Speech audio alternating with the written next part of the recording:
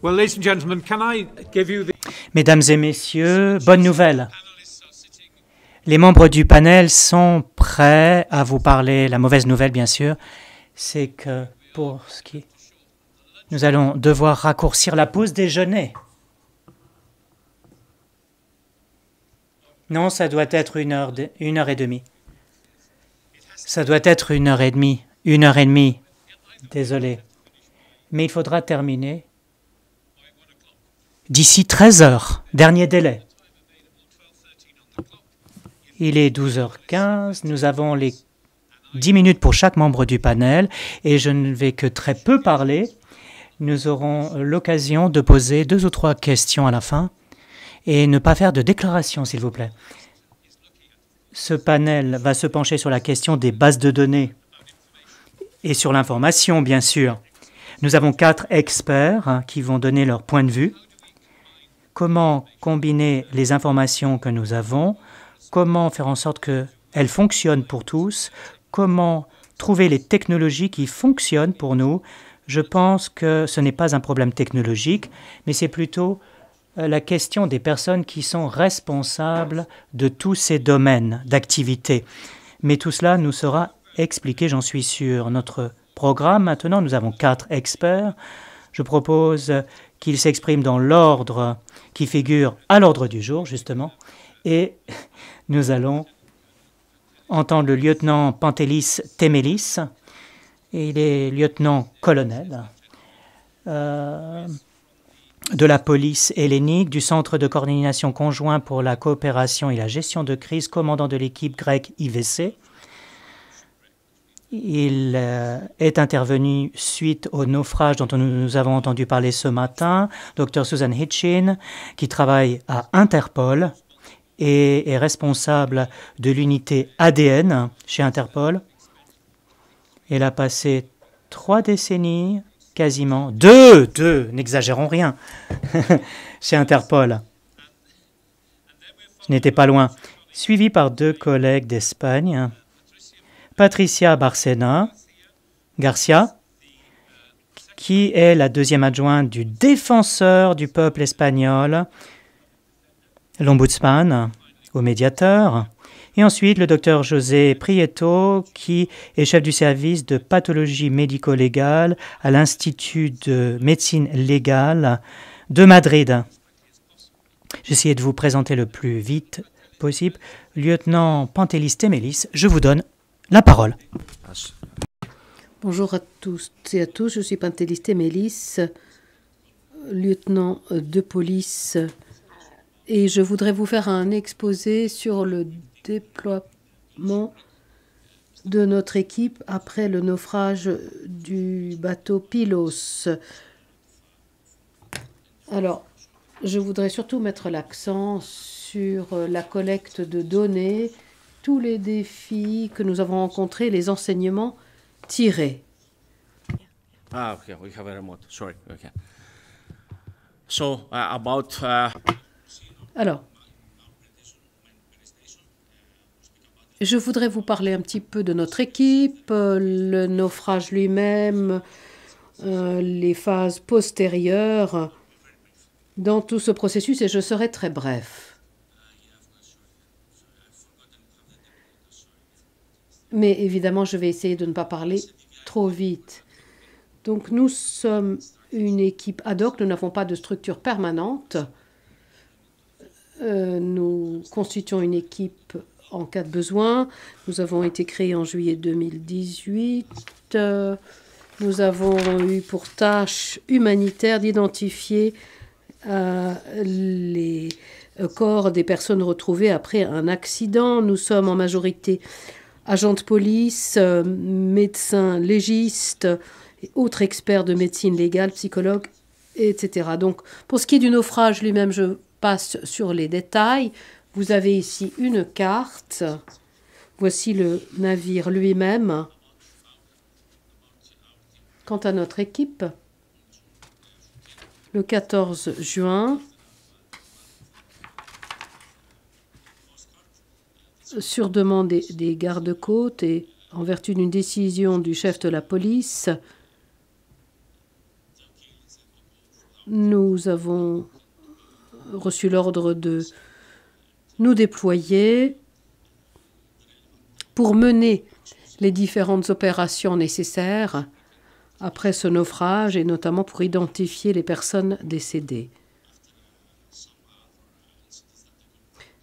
Et je dois dire que suite aux différents incidents qui sont déjà arrivés en Grèce, par exemple une collision de train et des incendies de forêt, nous avons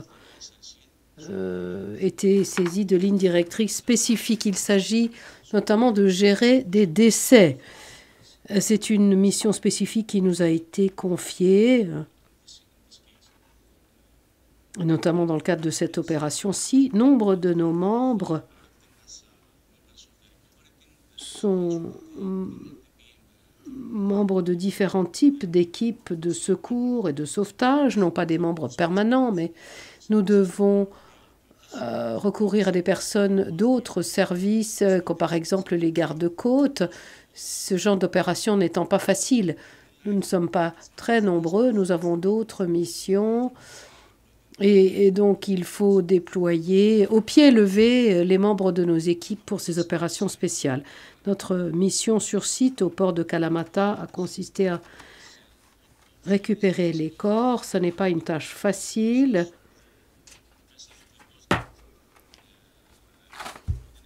Il s'agit donc de coordonner les efforts pour récupérer les corps et pour les étiqueter et prendre leurs empreintes digitales. Il faut avancer vite dans ce genre d'opération. Ce n'est pas facile de travailler dans ces circonstances. Il y a parfois aussi des problèmes de compétences. Il faut avoir recours à certains experts venus d'autres villes, par exemple pour prendre des empreintes digitales.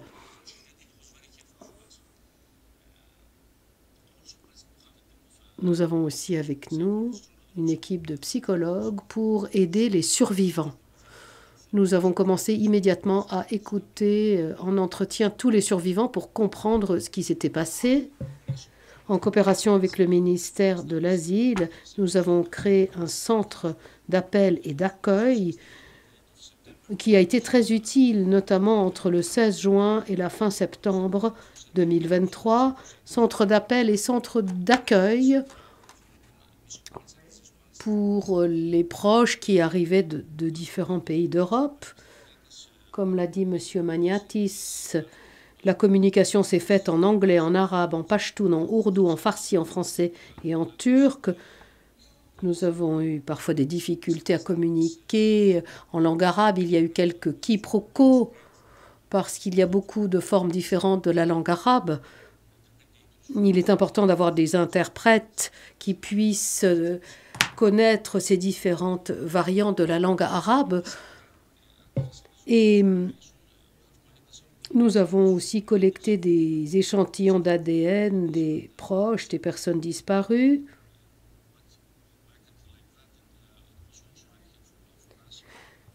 Ce qui a été très utile.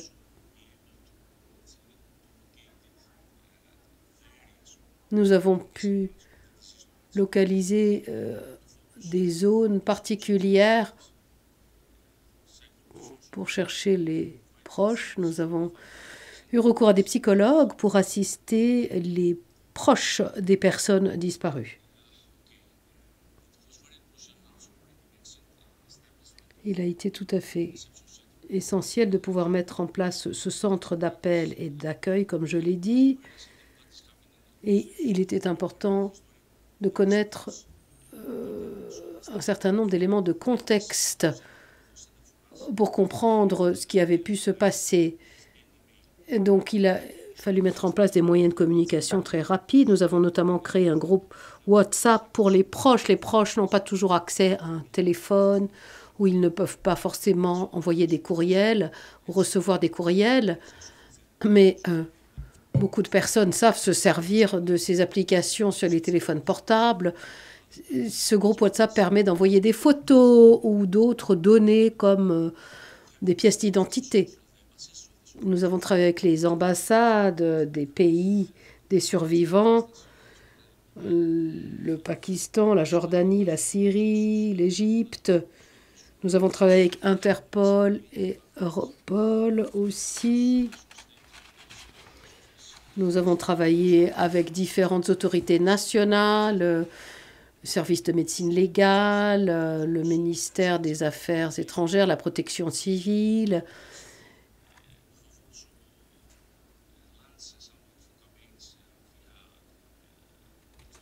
Nous avons aussi pu passer par les voies officielles, et notamment le ministère des Affaires étrangères, pour des formalités nécessaires.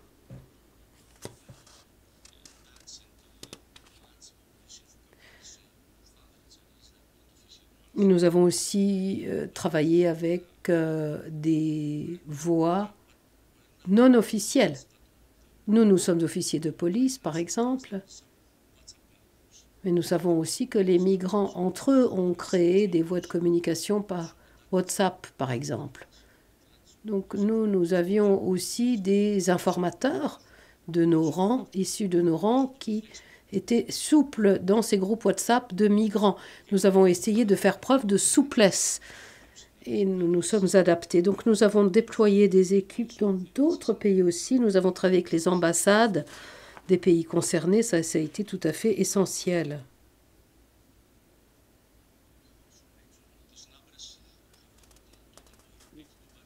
Nous avons recouvré 82 corps. Nous en avons identifié 72. Et avec le nouveau gouvernement en place en Syrie, à l'avenir, nous espérons pouvoir peut-être identifier les personnes non identifiées encore.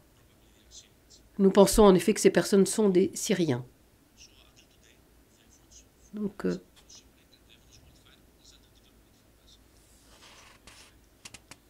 nous avons des chiffres, plus de 700 personnes à bord, comme vous pouvez le voir. Quels sont les défis que nous devons surmonter? Absence d'interprète sur place, dans certains cas, ou bien le fait que parfois les interprètes n'étaient pas familiers des situations d'entretien avec les familles, ce n'est pas une tâche facile. Le roulement des interprètes aussi au centre. Nous coopérons parfois avec de nouveaux interprètes, travaillant pour différentes ONG. Par exemple, vous pouvez avoir un interprète qui est présent pendant 3 ou 4 jours, et puis au bout de 2 jours, les interprètes connaissent nos méthodes de travail, par exemple la tenue d'un entretien, mais ensuite, vous avez de nouveaux interprètes qui arrivent pour relayer les précédents, qui doivent aussi être informés et formés. Ça n'est pas toujours facile. Nous avons eu parfois des problèmes d'interprétation liés à la langue arabe, avec quelques quiproquos. Parfois des problèmes de communication avec les proches des personnes disparues. Ces personnes n'ont pas toujours pu nous contacter directement. Elles n'avaient pas toujours accès à Internet. Certains numéros de téléphone étaient constamment occupés en raison du nombre d'appels.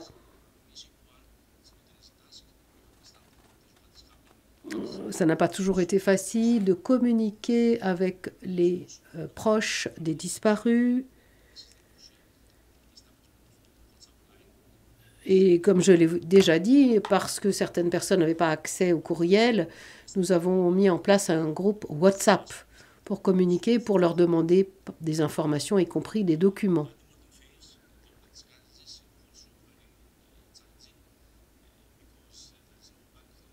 Par ailleurs, nous avons parfois eu des difficultés à travailler avec les pays d'origine, qui n'avaient pas toujours de spécialistes désignés équivalents à nos spécialistes. Nous n'avions pas toujours d'homologues à qui parler. Et ça n'a pas été facile d'obtenir des échantillons ADN des proches des disparus.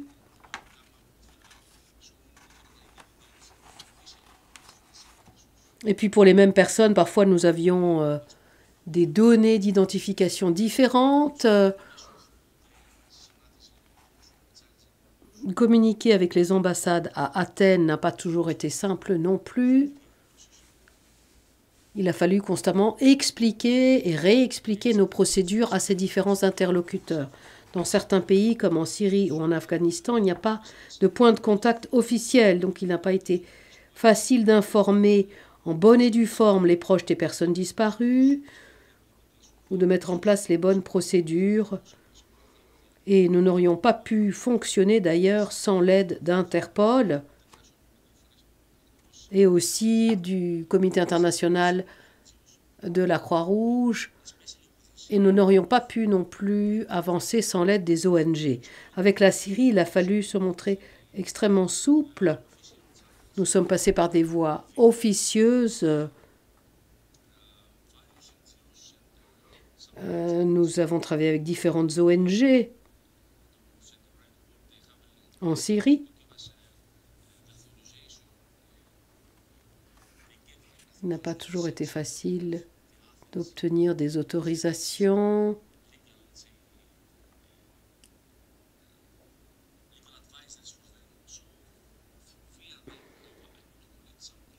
Mais nous avons tout de même réussi à obtenir des échantillons ADN. Il faut savoir aussi que beaucoup des proches, notamment en Syrie, étaient réticents à coopérer avec la police hellénique et avec notre équipe.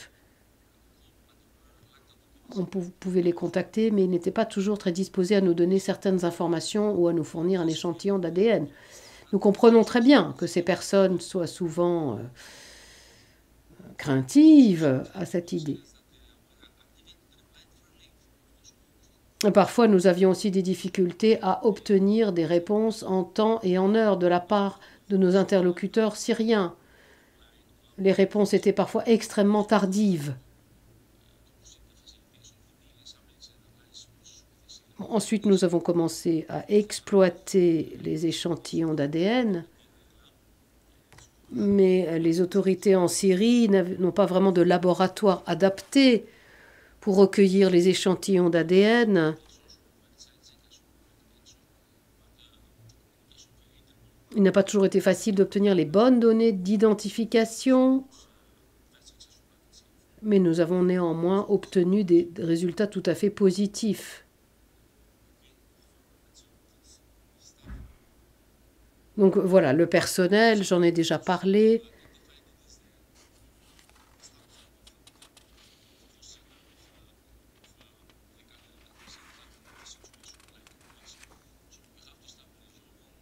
Donc il est important de pouvoir établir ce type de centre d'appel et d'accueil dont je vous ai déjà parlé. Ces centres sont très importants. Il faut les créer, il faut établir des voies de communication, que ce soit un numéro de téléphone, groupe WhatsApp ou autre chose. Il faut avoir des interprètes qui soient à même de connaître les différentes variantes de l'arabe selon les pays d'origine ou de transit. Et ça n'a pas toujours été facile pour nous.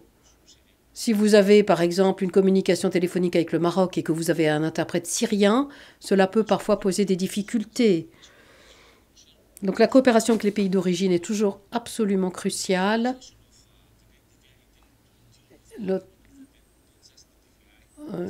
Il faut aussi obtenir les autorisations nécessaires de vos propres autorités rapidement pour pouvoir mobiliser les ressources nécessaires, que ce soit de la police ou d'autres autorités, ou des sapeurs-pompiers ou des sauveteurs. Et ces autorisations sont tout à fait cruciales. La formation aussi est tout à fait cruciale. Si vous travaillez sur une catastrophe, il faut pouvoir en tirer des leçons. Et il faut aussi penser à toutes sortes de questions du quotidien. Les équipes de premiers répondants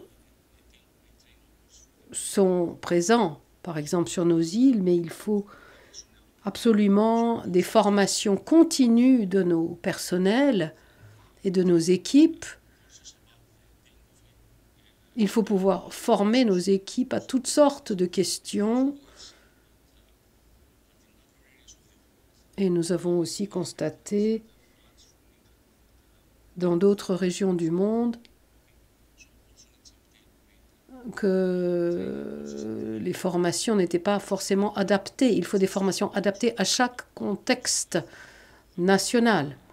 Et il faut aussi surtout former les équipes à l'exploitation de données ADN. Il faut une méthode bien établie, rigoureuse pour prélever les échantillons ADN et ensuite les exploiter. Ça, ce serait extrêmement important et cela nous aiderait beaucoup. Voilà, j'en ai terminé. J'espère avoir été bref. Merci. I'm very grateful for that. I think I take away from that. Je vous suis très reconnaissant. Nous avons appris qu'il y a un nombre énorme d'acteurs dans ce domaine lorsqu'on parle de catastrophes.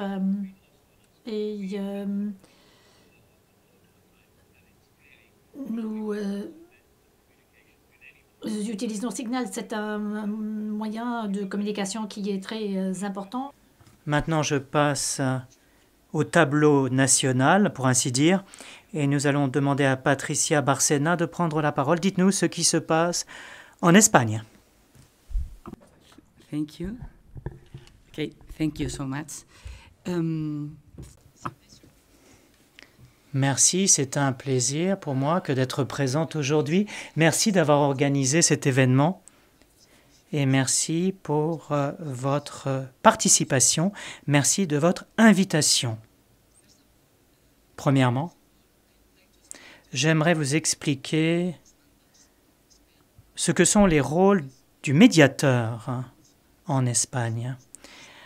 L'ombudsman, le médiateur espagnol, est un peu différent des médiateurs européens. Notre institution a 3 casquettes. Premièrement, il est le haut-commissaire du Parlement chargé des droits et des libertés fondamentales, ou fondamentaux plutôt. Ce rôle est de surveiller l'activité de l'administration. Il y a un deuxième rôle qui est reconnu par les Nations Unies. Il s'agit de l'Institution nationale des droits de l'homme, dont la mission est de protéger, de promouvoir les droits de l'homme dans un pays donné. Ces institutions doivent se conformer avec les principes de Paris. Enfin, le Parlement espagnol octroie au médiateur son 3e rôle en novembre 2009. Il s'agit du mécanisme national pour la prévention de la torture et tout autre traitement inhumain ou dégradant. En tant que dispositif national contre la torture, nous effectuons des visites préventives dans tous les lieux de détention pour déceler des problèmes qui peuvent mener à l'impunité dans des cas de torture ou d'abus. Chaque année, l'Ombudsman prépare un rapport annuel détaillé et le présente au Parlement espagnol et à la sous-commission des Nations Unies pour la prévention de la torture. Maintenant, qui peut déposer une plainte auprès du médiateur? Tout citoyen espagnol ou étranger, peu importe son âge et sa qualité juridique en Espagne, peut faire une plainte, proposer une plainte à l'ombudsman. Il peut s'agir d'une requête individuelle ou en groupe. Je dois signaler que l'ombudsman peut intervenir ex officio dans des affaires où nous pensons qu'il peut y avoir un problème grave ou un problème qui est une incidence sur un nombre significatif de citoyens. Enfin, quel est donc le mandat du médiateur? Le médiateur est contraint d'agir en toute indépendance et transparence. Et les pouvoirs publics ont le devoir juridique de collaborer avec nous. Notre mandat n'est pas juridictionnel. Lorsqu'un problème est devant les tribunaux, l'ombudsman n'intervient plus. Et le contrôle est non contraignant. Nous ne pouvons pas modifier ou annuler un acte ou une résolution d'une administration publique. nous ne pouvons pas leur donner d'ordre. Cependant, si nous concluons que les droits constitutionnels ont été violés, nous pouvons suggérer ou recommander que toute administration prenne des mesures pour rectifier le problème. La deuxième question, quel est le rôle du médiateur espagnol quant aux migrations? Cela a été dit précédemment, y compris hier. Les décès et les disparitions de migrants qui essaient de rejoindre les côtes européennes représentent une stratégie depuis des années. Nous l'avons connue, cette tragédie, dans les années passées, dans les îles des Canaries. C'est un problème particulièrement complexe que le recueil de données. Cependant, l'OIM estime que depuis le premier naufrage qui a été documenté en Espagne en 1988, plus de 9000 personnes ont trouvé la mort sur les itinéraires migratoires dans notre pays. Dans ce contexte, il est nécessaire de rappeler que tous les pays signataires, y compris l'Espagne, signataires du pacte mondial pour les migrations régulières et sûres, ont le devoir de contrôler les politiques migratoires et de protéger les migrants. En réaction à l'augmentation des disparitions ou le long des itinéraires des migrations, des mécanismes effectifs doivent être créés pour identifier les personnes décédées ou disparues afin de recueillir des informations, les partager et informer les familles et les proches. Dans ce contexte, l'ombudsman espagnol a lancé une procédure en 2023, procédure avec toutes les autorités compétentes afin d'améliorer la réaction de l'administration espagnole par rapport aux problèmes dont on parle, par exemple. Nous avons envoyé une recommandation au secrétaire d'État pour la sécurité sur l'importance de la mobilisation de ressources nécessaires afin d'identifier les personnes disparues lors d'incidents impliquant de nombreuses victimes. Nous avons recommandé que les procédures soient créées pour permettre aux familles d'enregistrer la disparition de leurs proches d'une manière confidentielle, sécure et accessible. Nous avons suggéré qu'un agent de contact migrant soit nommé pour faciliter la coopération nécessaire entre les pays d'origine et les pays de transit. Je suis désolé, j'ai un chat dans la gorge. En outre, en 2024, nous avons lancé un certain nombre d'activités avec d'autres activités telles que la Direction générale pour le service public de la justice, objectif étant d'adopter un protocole national spécifique pour la police scientifique et médico-légale lorsqu'elle identifie les corps et les dépouille. À cette fin, nous pensons que la publication d'un guide pour faciliter la conservation des données sur les personnes, ou par les personnes et les entités plutôt, qui localisent les corps. Nous proposons également qu'une base de données médico-légale nationale ou une plateforme soit élaborée afin d'enregistrer et de suivre les informations relatives aux dépouilles ou aux corps dont l'identité est inconnue et qu'un mécanisme soit mis en place afin de faciliter l'accès à l'information de la part d'autres bases de données de personnes disparues ou de dépouilles. Les mesures doivent être prises afin de promouvoir l'utilisation d'une terminologie commune de la part des différents instituts dans la collecte et enregistrement des informations sur ces conclusions et dans les bases de données existantes.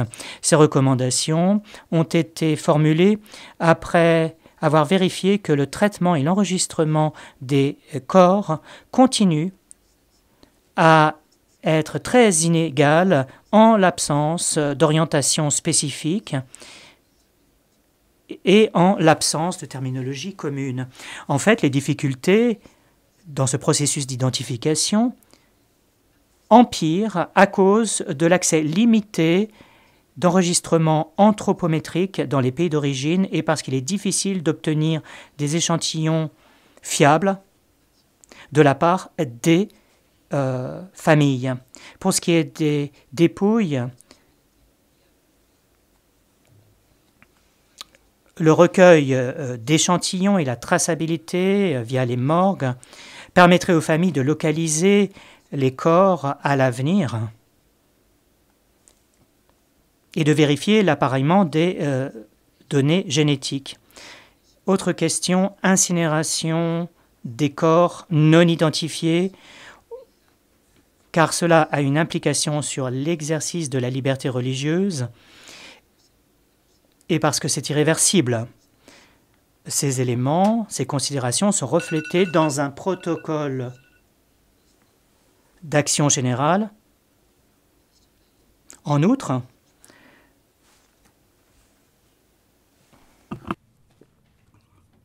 Additionally, the Ombudsman l'Ombudsman doit mettre en exergue le besoin d'améliorer la communication diplomatique et consulaire afin d'informer les familles et les proches dans leur pays d'origine et fournir les informations nécessaires afin de lancer une procédure de recherche. À cette fin, nous avons mis en œuvre des activités avec la Direction générale des Espagnols à l'étranger et des affaires consulaires et pour l'instant, nous n'avons pas reçu de réponse affirmative ou positive. Enfin, quelques mots sur le signalement dit sûr, qui est un défi. Le Comité des Nations Unies sur les disparitions forcées reconnaît la vulnérabilité des migrants ainsi que des familles, qui peuvent être aussi des migrants d'ailleurs, et les obstacles et discriminations auxquels ils font face lors des recherches de leurs proches. L'ombudsman espagnol a recommandé que les autorités nationales garantissent aux étrangers non documentés qui sont des victimes présumées de crimes puissent porter plainte auprès de la police sans faire l'objet d'une détention qui engendrerait une expulsion. Les organes répressifs peuvent constituer un risque pour la survie des migrants et de leurs proches. Une approche humanitaire et une coordination est nécessaire, ce qui est un défi. Je vous remercie infiniment de votre attention. Thank you, Patricia. That was very interesting. Merci Patricia, c'était très intéressant ce que vous dites à propos du rôle du médiateur en Espagne. C'est un exemple intéressant à retenir. Monsieur Prieto, vous avez la parole maintenant pour nous parler de votre travail très intéressant en matière de médecine légale. Merci beaucoup, bonjour. Permettez-moi d'abord de remercier les organisateurs, Julian Palke et le Conseil de l'Europe, pour l'organisation de cette conférence importante, et notamment à Marie Martin pour son aimable invitation.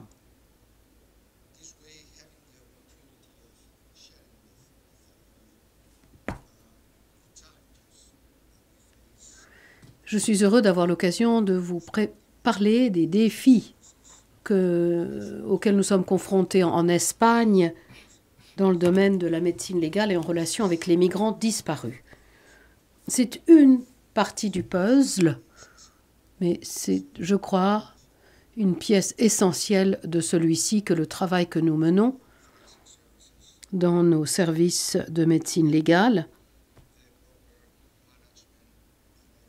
pour assurer une bonne gestion et identification des corps non identifiés jusque-là. Et ça n'est pas uniquement les migrants disparus, évidemment, comme l'a dit tout à l'heure ma collègue de la France.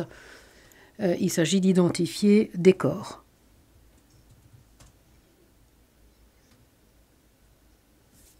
Okay, thank you. So, let me begin explaining very briefly. Permettez-moi de vous expliquer très brièvement, et je sais que c'est très élémentaire pour beaucoup d'entre vous,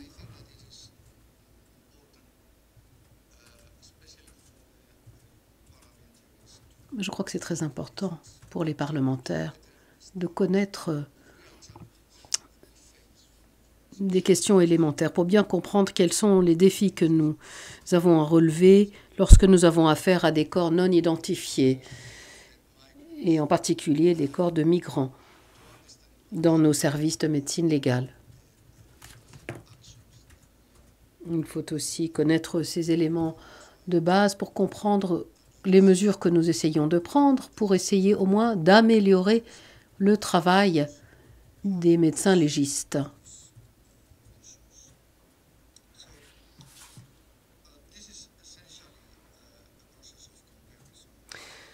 Au fond, c'est un processus de comparaison. Nous comparons des informations relatives à des personnes disparues, en l'occurrence des migrants disparus, avec des données obtenues à partir d'autres données d'identification. Donc, les types d'identification sont différents. Vous avez des caractéristiques physiques, des empreintes digitales, des effets personnels, des empreintes dentaires, des profils ADN et bien d'autres. Nous faisons ce travail dans le but de trouver des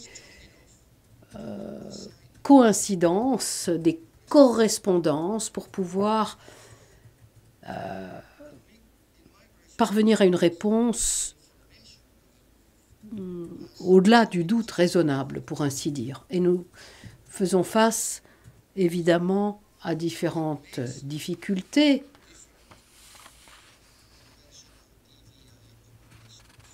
En matière d'identification de migrants disparus. Il y a des spécificités qui méritent des approches particulières, des approches spécifiques, elles aussi, même si, bien sûr, il y a des outils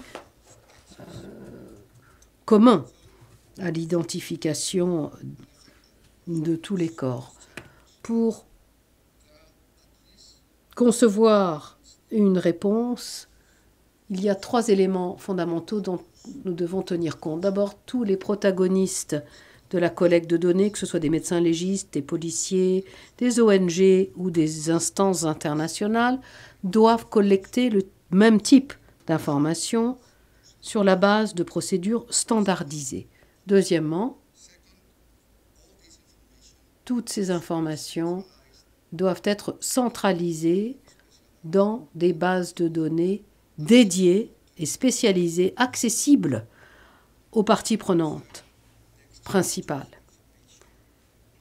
Et troisièmement, l'échange d'informations doit se faire dans un cadre juridique tout à fait clair, de sorte que toute identification puisse être formellement acceptée dans une procédure judiciaire. En Espagne, notre système de médecine légale est organisé au niveau national et composé de médecins légistes qui appartiennent ou qui relèvent du ministère de la Justice. Nous sommes responsables des enquêtes de médecine légale dans tous les cas de mort suspecte ou violente, y compris les décès qui se produisent dans le contexte de la migration. Et en vertu d'un mandat judiciaire, nous sommes aussi responsables de l'identification de personnes décédées et de restes humains. Il y a actuellement 32 instituts de médecine légale dans le pays. Il y en a un au moins dans chaque communauté autonome et aussi dans les villes autonomes de Ceuta et Melilla, 2 endroits plus touchés que d'autres par cette question des décès de migrants et des corps non identifiés. Ces instituts sont soutenus par un institut national de toxicologie et de sciences de médecine légale qui dépend du ministère de la Justice et qui est un centre de référence pour les analyses de laboratoire, y compris d'échantillons d'ADN. Nous avons aussi un Conseil national de médecine légale qui relève du ministère de la Justice et dont les fonctions comprennent les procédures harmonisées et des recommandations qui s'adressent à tous les instituts de médecine légale. Cependant,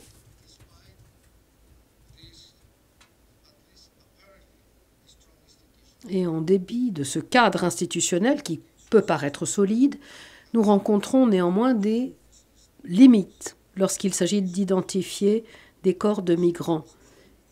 Il n'y a pas de protocole spécifique pour assurer la bonne manipulation et la bonne gestion de ces corps ou de ces restes. Il n'y a pas non plus de procédure standardisée pour travailler avec les ONG ou d'autres intervenants de la société civile qui peuvent travailler dans ce domaine, y compris la Croix-Rouge espagnole, même si un accord a été signé en 2017 entre le ministère de la Justice et la Croix-Rouge espagnole. Mais dans la pratique, cet accord s'est largement révélé inefficace. Et ce manque de coopération crée une incertitude, et c'est un autre problème. Certains médecins légistes ont même eu à subir des conséquences judiciaires pour avoir partagé de bonne foi des informations avec des individus qui, par la suite, se sont servis de ces informations pour extorquer de l'argent aux familles des disparus. Donc il faut évidemment des protocoles très solides, très sûrs, pour protéger à la fois les familles et les professionnels impliqués.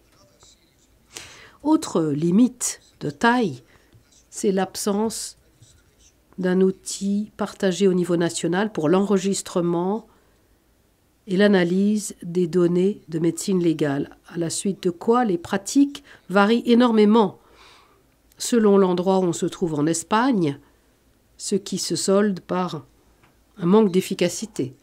En outre, les procédures légales elles-mêmes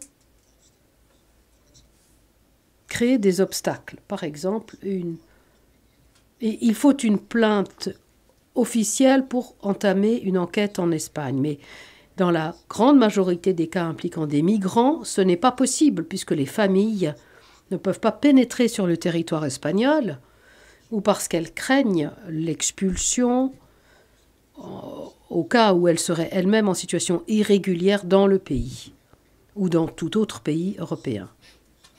Donc ce sont des obstacles qui signifient qu'il est très difficile pour les familles de signaler la disparition d'un proche ou de participer à l'identification. Donc, à la lumière de ces défaillances et de ces lacunes, et étant donné le contenu de la résolution 2569 et des recommandations récentes du médiateur espagnol dont a parlé Patricia Bárcena dans la présentation précédente, un groupe de travail sur l'identification des migrants décédés a été créé au sein de la Société espagnole de pathologie légale. C'est un groupe qui comprend des représentants des instituts de médecine légale les plus concernés par les questions de migration et qui a défini 3 grands objectifs. D'abord,